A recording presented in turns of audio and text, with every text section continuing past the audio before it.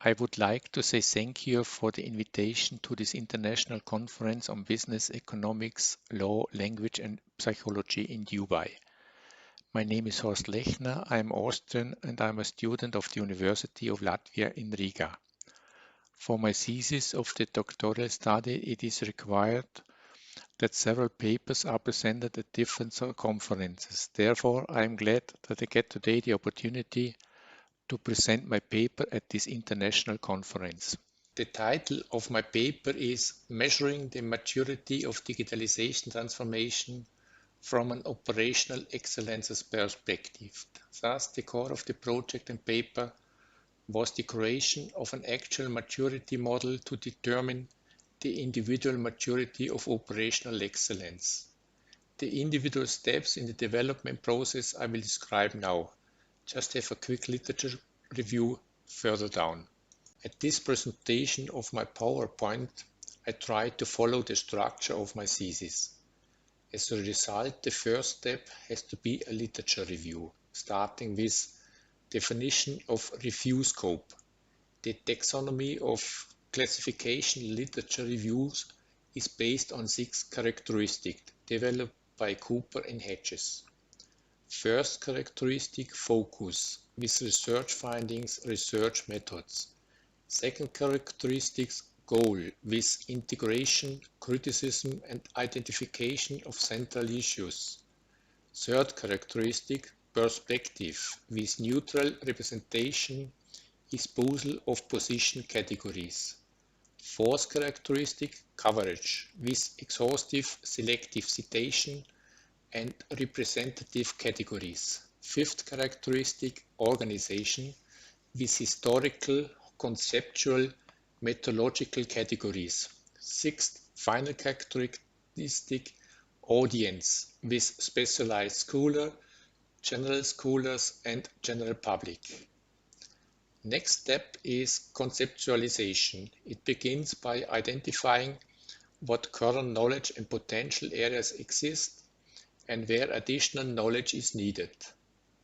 Literature screening involves the systematic and complete search of all types of publication in order to identify as much literature on my topic as possible. Keyword screening of database.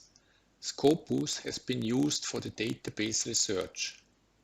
Search string characteristic. The search was conducted in the database as an abstract and in combination with a title and keyword search. The core of the paper was the creation of the actual maturity model to measure the digitalization transformation for operational excellence and its initiatives. In order to take up the desired quality criteria and fulfill them as far as possible, I have paid a high degree of attention to scientifically clean and stringent implementation when creating the maturity model in order to produce a comprehensible, transparent and ultimately valid artifact. First of all, it is necessary that the problem, often called the gap in knowledge, is identified and described, and that the delimitation of the target domain, target group and object is carried out. Here, the application-oriented motivation to develop a new or better problem solution comes into play, ideally based on a real need for the application domain. In the first step of problem identification, therefore, an initial search for possibly adaptable maturity models was carried out. I have mentioned this already before.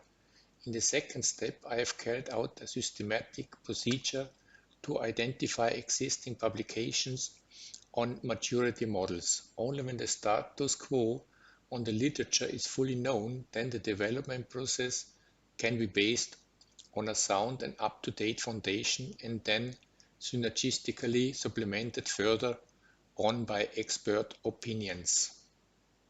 The identified and structurally prepared publications, which are relevant according to the review of the abstract, has been analyzed by me in more detail in the following. For this purpose, a methodical and content-related analysis is suitable. in which each literature source is systematically evaluated on the basis of predefined criteria. The result I have documented transparently. An orientation is given to established procedure of scientific literature in which I suggest the use of a concept matrix for the preparation of the results. After a comprehensive view of the status quo, the literature could be generated and systematized. The development of the maturity model could take place with the following 4 steps. As for this purpose, quite a few authors of corresponding methodologically oriented publication recommend a step-by-step procedure with 2 iterations. I follow this tradition with first iteration, with conceptualization of the maturity model, with levels, dimensions, maturity levels, and second iteration with elaboration of the description of the components, extension by design object, as well as functional refinement. Conducting an evaluation is necessary to verify the completeness, consistency, and problem adequacy of the developed model. Ultimately, I try to ensure that the model also measures what it's supposed to do. Since faulty measurement cause a loss of confidence in the model and fundamentally call into question its appropriate applicability. As a rule, evaluation took place in an iterative loop of evaluation and refinement or rework, as well as re-evaluation until quality was assured. As mentioned already before, for this research I have used a desk research to develop a maturity model based on a review of existing models. And again, I carried out a search in databases to identify the maturity models. The by me selected pedigree approach focus on the processes that drive change. In other words, on the content and the management of its context, internal as well as external, and on the whole process. I have adopted this approach in my proposed maturity model. The present analysis considered the number of levels, the key factors, the means of applying the model, and the association with the strategic benefits. Beside the key factors, the maturity models are also defined by their levels.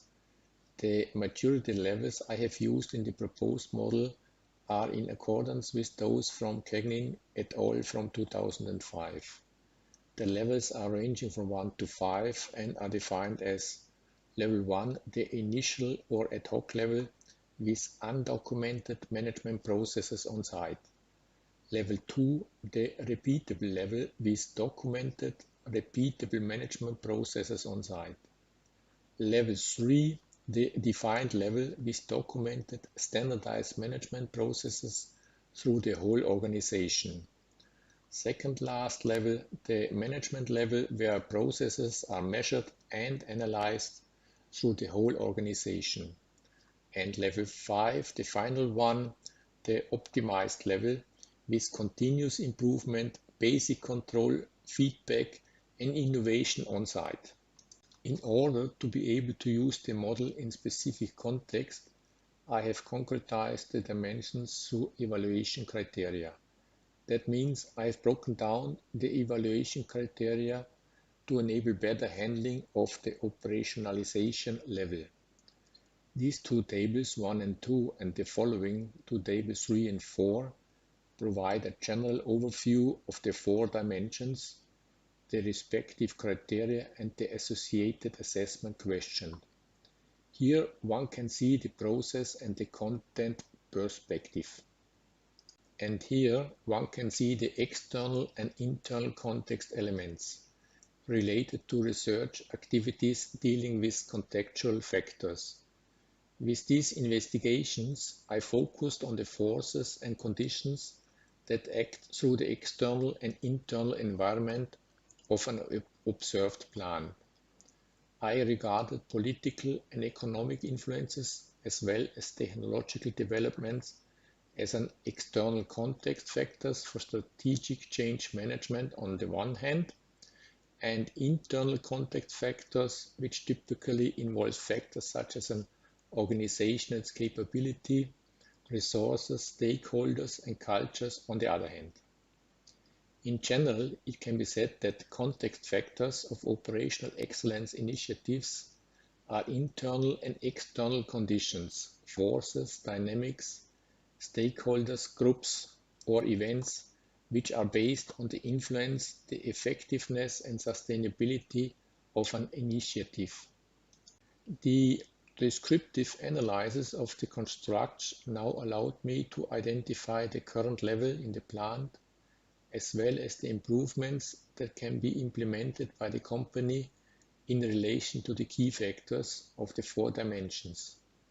Table 5 shows now an example from one of my observed plants of how to present the means for the construct associated with the respective dimensions. In other words, the mean of the construct represents the means of the items that form the construct. The result obtained with the maturity model can also be viewed in a spider chart, as I will show just afterwards. This method of presentation in a spider chart, in which the maturity level of the respective dimensions are clearly shown next to each other, makes it clear where the strengths and weaknesses of the dimensions lie. This representation also allows a direct comparison with each other, which however is more specific and is exemplified in the following figure. This form of presentation also allows direct conclusions to be drawn about the areas where there is potential for improvement and where much has already been achieved. The gaps between the initial situation, the red dashed curve, and the target situation, the orange curve, allows manager to identify the axes to be improved in each field and to associate action plans concerning recruiting and training. The process elements provide information on how a change could be managed and which measure should be taken to implement it. They align changes with implementation, integration, adoption, and acceptance. These show process elements are the flanking measures for the faster and broader introduction of content under the orientation and influence of the internal and external context. Content elements focus on the actual substance of change. Research activities in this category typically attempt to define factors that distinguish successful from less successful changes. The focus is on how these factors have contributed to the change in overall organizational effectiveness. Thus, it can be said, content elements of operational excellence initiatives are selected and purpose-oriented practices and methods by which an improvement in the quality, productivity, flexibility, and service level of the overall organization should be achieved. The Context Process Content Model, or short CPC model, on the right side gives an overview of all 4 dimensions in one spider chart. Consequently, it is easily possible to identify their strengths and weaknesses. Obvious is that there is still bigger demand for improvement of the observed plant, especially in the CE6, PE1, ECE5 and ICE6 constructs. Now let me come to a conclusion. The maturity model comprises 4 dimensions, each of which was operationalized by criteria with questions. In this way, the maturity model serves the process quality of an operational excellent process and helps to communicate the results in a targeted and comprehensible manner by means of a spider web model. The presented maturity model supports staff and especially management in determining the actual maturity level and the target maturity level. To determine the maturity level, the process, content, and context dimensions are used to determine the maturity level. The resulting improvement measures enable the plan to develop in the direction of the target maturity level in a strategy-guided manner. With the maturity model, an industry-dependent model for evaluating business processes was developed. Sustainability and flexibility were central design goals of the model and were taken into account in every development step. A comparison with other maturity assessments showed that this presented model is specialized in a certain industry.